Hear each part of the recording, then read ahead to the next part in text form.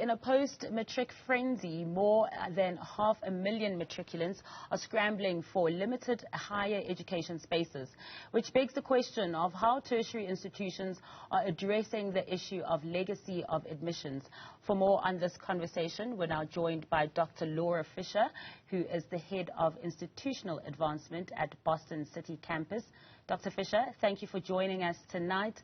Now, there was much jubilation earlier this year when the matric results were released, with an increase of those who passed with a bachelor's, giving them access to institutions of higher learning. But clearly, our institutions of higher learning can't accommodate all these students. Yeah. No, I mean, it's a really shocking reality to realize that almost 4.5 applications were received this year, and of those, less than a quarter will be admitted, with the expected enrollment of first years being around 210,000 students. So, as you say, there was jubilation, and now there's kind of the, well, what now? We have got our acceptance certificates, but we can't get anywhere with them. So I think tertiary institutions really need to redress this legacy admission and teaching practice in order to accommodate for the numbers of young South Africans that are really eligible and wanting to study in tertiary institutions.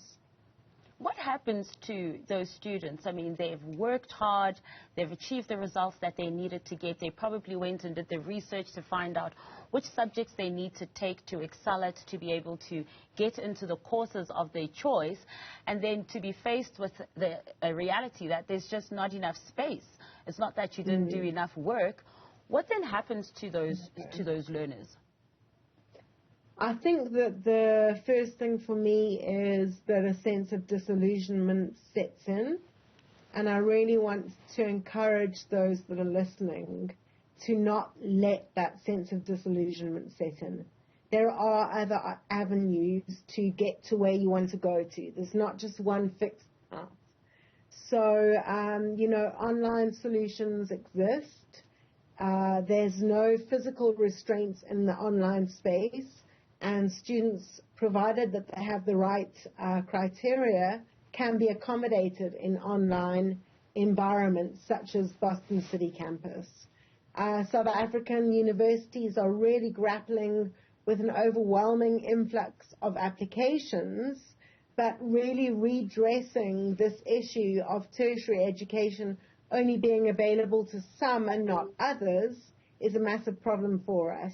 And so we need to shift our aim to really address those who haven't got in to their kind of desired course and say, well, what else can you look at? How else could you perhaps achieve your medium to long-term goals? And I think that's really important. I really want to send the message to young South Africans that just because you didn't get into your desired course does not mean that the road looks hopeless for you. There are many different ways to get in.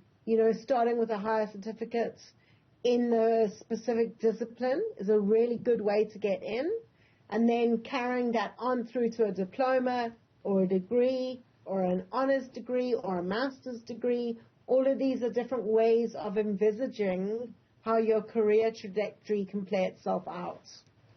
And it's quite encouraging that you do mention, all these other options that can be pursued, because the reality is that there will be millions of students like that who are looking for such options.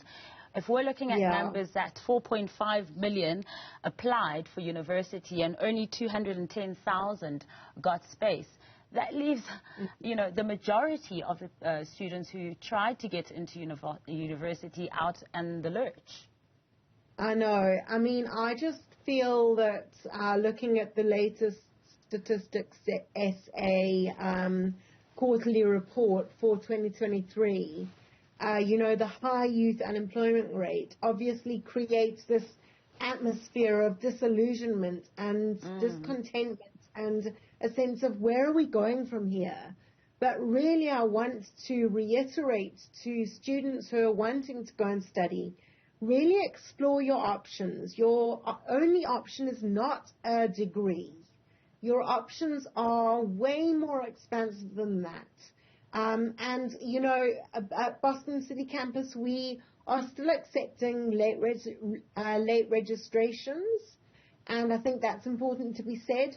Other private institutions are also doing that, and it's really important to keep in mind what you really wanted to achieve and then go for it. Start with a higher certificate. Start with getting into a diploma. Then get into your degree. Then get into your honors degree. You know, access and widening of access is something that we are grappling with as institutions of higher learning. And we really want to accommodate as many students as we can. But unfortunately, we've also got a legacy policy in place that allows us to only accept certain kinds of students. And redress, equity, and access is the name of the game. And so really don't stop pursuing. If you've received a negative outcome on your initial application, don't stop pursuing. Look at different avenues. Be creative. Be innovative. That's what's going to take you forward into the future. And Dr. Fisher, just speaking of some of these legacy issues as well, what should institutions of higher learning be doing to ensure that this legacy of the way that admissions work changes? I mean, should they perhaps maybe look at technology, perhaps building more institutions? What is the solution? Yeah, I mean, because of the high correlation, particularly between the higher education and employment, and then when we look at our unemployment stats, you know, if you just get a 1-year post-matric qualification, you are so much more employable. So I think that what universities need to do is they need to accept that the world is much more accessible online.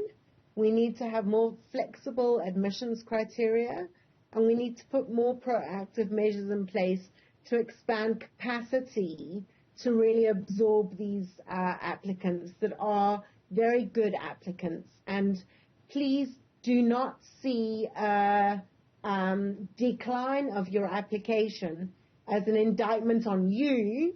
Rather see it as an indictment on the system and its lack of ability to really absorb you into its system. And we are in the business of changing. We are in the business of really trying to create spaces. Boston City campus has an online facility that can accommodate many students. So start looking for those sorts of avenues to really begin to get your career trajectory going. Let's talk about the admission point score. You know, what are some of its advantages and disadvantages? Yeah. So the admissions point score is a real kind of controversial issue. In South Africa, there's two main types of requirements for university. The first is that your admissions point score, which is calculated from an individual's examination-specific matric marks, with each percentage equaling a specific point. And then the second option, which is used by private tertiary institutions, which allows for bachelor's pass depending on the mark category offered to the matric certificate. These two kind of options of looking at the APS are very important, because if you haven't got into a public university, you need to start to explore the private space. And the APS is a great thing in that it affirms to us as individuals, we've got what it takes to make it. Let's be innovative, creative, entrepreneurial. Let's not give up the first set of obstacles that come in our way, but really push forward and look at the different ways that the APS can be used in the traditional public sector, and then in the more kind of open and embracing private sector, where arms are open wide. We're saying, come into the fold.